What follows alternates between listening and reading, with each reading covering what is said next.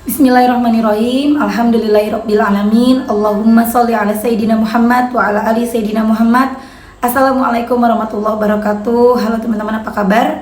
Mudah-mudahan teman-teman selalu dalam lindungan Allah Subhanahu wa ta'ala. Amin ya rabbal alamin. Alhamdulillah, kali ini aku akan sharing pengalaman dari Mas Zula Eko di Kalimantan Tengah. Tapi sebelumnya buat teman-teman yang belum subscribe, diklik dulu tombol subscribe-nya dan jangan lupa follow Instagram aku Meliza Arnelia. Untuk teman-teman yang punya testimoni, silahkan kirimkan testimoni kalian ke WhatsApp aku. Dan untuk yang mau tanya-tanya, mau cerita, itu mohon maaf aku agak lama jawabnya ya, karena yang chat itu numpuk. Aku tambahkan testimoni karena testimoninya juga numpuk. Dan teman-teman sambil menunggu aku jawab, teman-teman bisa langsung aja ke cek di video-video aku, itu banyak banget sesuai permasalahan teman-teman. Oke, langsung aja aku baca ya. Assalamualaikum. Waalaikumsalam. Mbak, ini aku mau testimoni tentang keajaiban sholawat. Dengan Mbak siapa? Ini dengan Mas Zulaiko di Kalimantan Tengah. Sungguh dahsyat sholawat itu, Mbak. Kemudian akhirnya beliau cerita ya, aku baru buka YouTube dan ngeliat channel Mbak kemarin, tapi kayaknya memang bagus untuk berbagi testimoni di channel Mbak ini. Makasih Mas Zulaiko untuk menginspirasi kita dan kawan-kawan semua. Mungkin lebih baik diketik aja ya. Nah, waktu itu aku tanya mau voice note, mau ditelepon atau mau ngetik. Beliau bilang diketik aja. Kemudian soalnya di tempat yang aku tinggali lumayan susah sinyalnya. Bismillahirrahmanirrahim. Dengan izin Allah saya cerita. Mungkin awalnya kita berkenalan dulu. Perkenalkan, nama saya Zula Eko, asli dari Semarang, tepatnya di Purwodadi, Grobogan.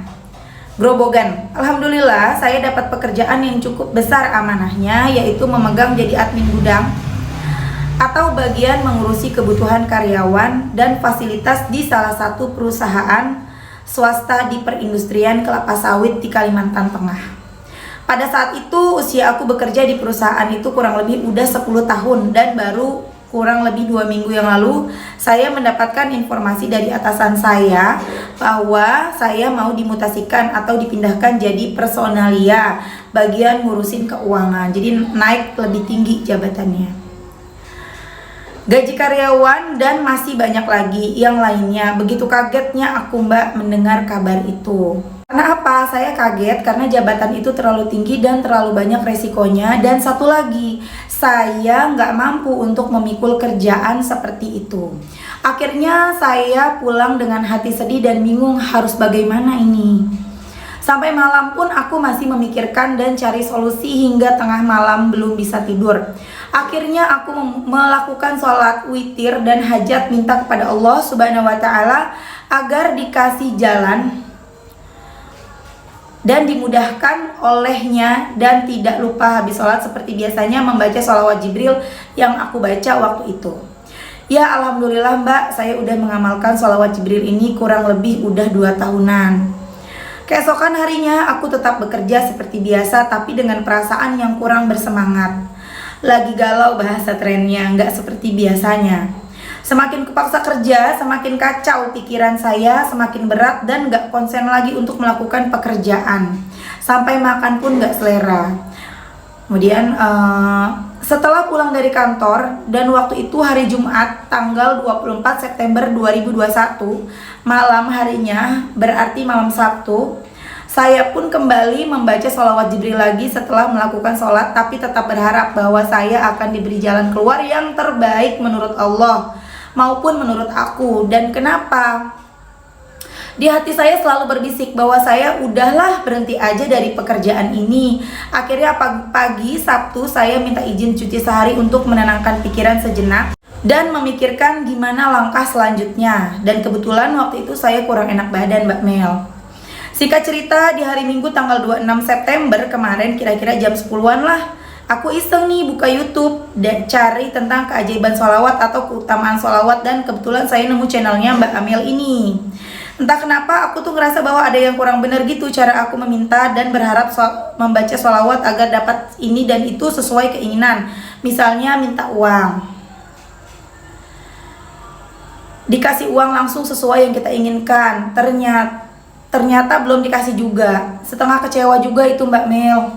Hingga akhirnya saya menyimak video itu. Jadi sambil aku ini ya, biar aku nggak lupa. Jadi masih udah sholawatan udah lama. Dan cuman selama ini mintanya ya sesuai, pokoknya yang diminta A harus dapat A gitu. Waktu itu butuhnya uang, pengennya Allah kasih uang gitu ya teman-teman.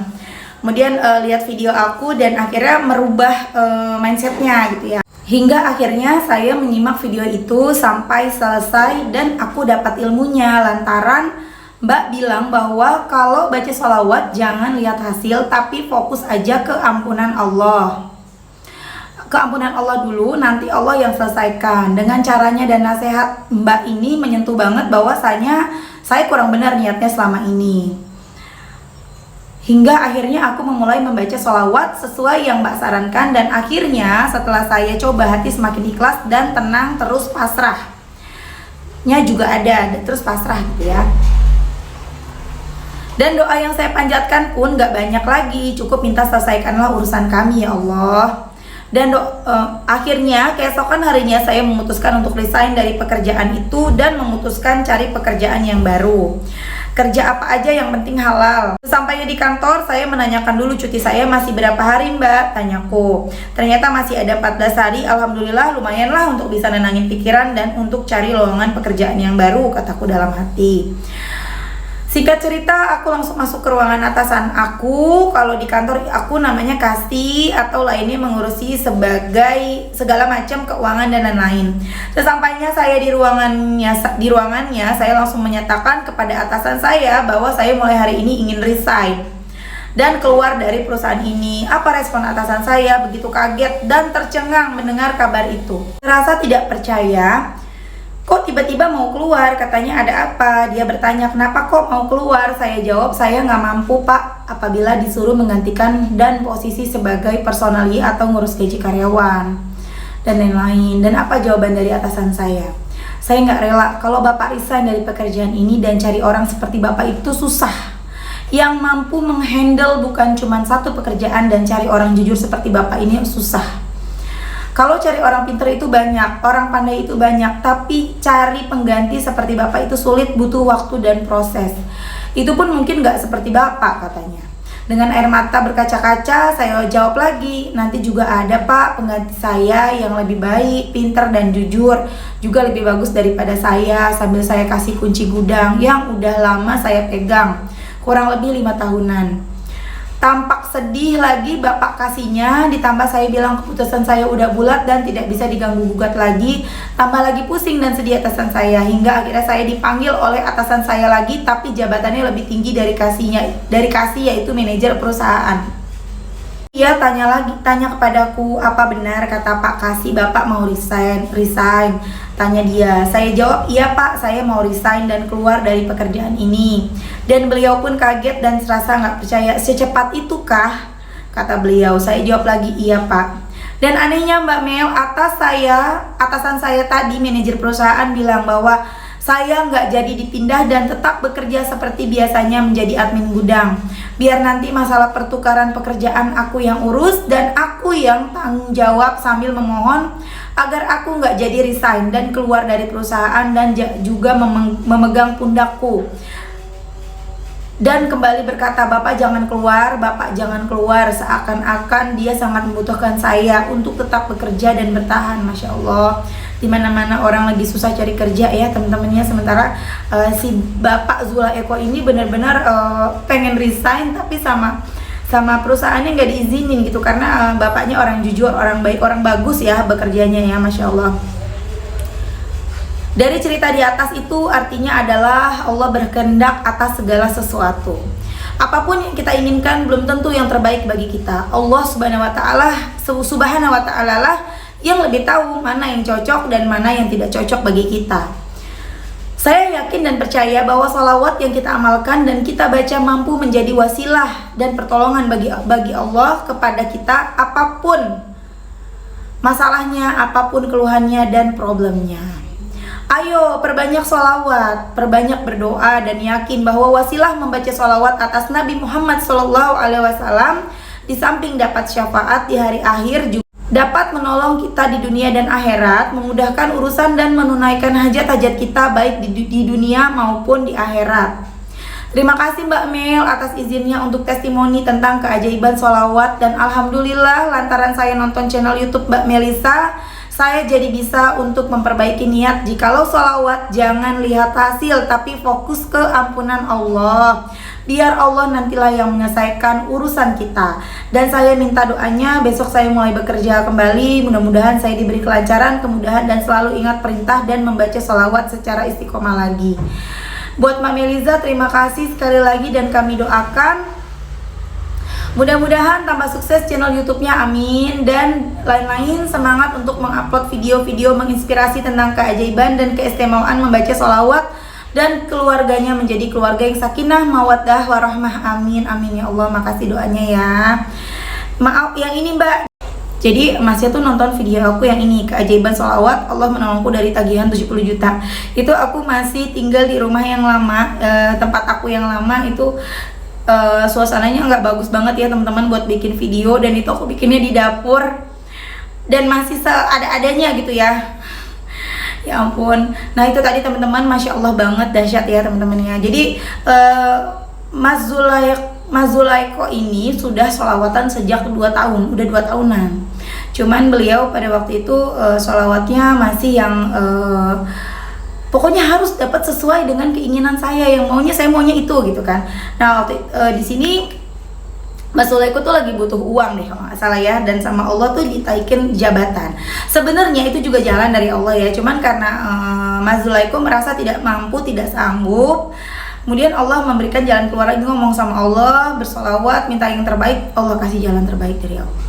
Gitu. Jadi kalau misalnya kita lagi nemuin satu masalah yang bikin kita galau, entah itu urusan pekerjaan, urusan utang, urusan rumah tangga, urusan apapun ya, biasain yuk teman-teman, kita ngomong sama Allah, kita ngadu, ya Allah, hati hamba begini ya Allah, hamba lagi kesal sama ini ya Allah, ya Allah hamba lagi bingung ya Allah, ya Allah hamba lagi bingung ya Allah, pekerjaan ini kayaknya berat banget ya Allah, ya Allah hamba lagi bingung ya Allah, hamba bingung lagi nyusun skripsi ya Allah, hamba bingung ya Allah nyelesain ini, cerita sama Allah. Jadi apa-apa tuh kita kayak biasain, kita tuh TikTok kita sama Allah tuh, TikTok, kok jadi TikTok ya?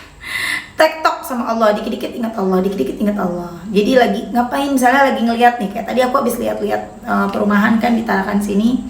Karena kan aku ngontrak teman-teman di sini ya, karena aku pikir mahal juga setiap bulan bayar kontrakan, mending buat kita cicil rumah tadinya gitu kan. Tapi aku mau yang syariah. Aku karena yang dulu kan aku nggak tahu, tahun 2014 itu aku ngambil KPR itu riba ya teman-teman. Jadi aku berusaha untuk yang pengen deh kalau ngambil tuh yang syariah, atau aku pengen belinya cash tapi aku mau sholawatin. Jadi aku tadi kesana untuk niat untuk lihat-lihat sambil sholawatan. Kemudian aku ya bukan khusus ya sholawatin untuk rumah, enggak gitu. Jadi sambil doa, ya Allah kalau Engkau ridho hamba punya rumah di sini, di Tarakan ini, mudahkan ya Allah, dalam hati Shallallahu alaihi Muhammad. Udah gitu aja biasa aja. Jadi jangan yang liatin rumah Shallallahu alaihi Muhammad, Shallallahu alaihi, pokoknya harus enggak ya. Satu salawat yang kita baca menghapus 10 dosa. Salah satu penghalang doa kita terkabul adalah dosa. Ketika dosa kita sudah terhapus, maka doa-doa kita cepat diijabah sama Allah. Itu yang perlu kita ingat. Ketika dosa-dosa kita mulai terhapus, doa-doa kita dikabulkan sama Allah. Ya, oke teman-teman, terima kasih udah nonton. Mudah-mudahan bermanfaat. Assalamualaikum warahmatullahi wabarakatuh.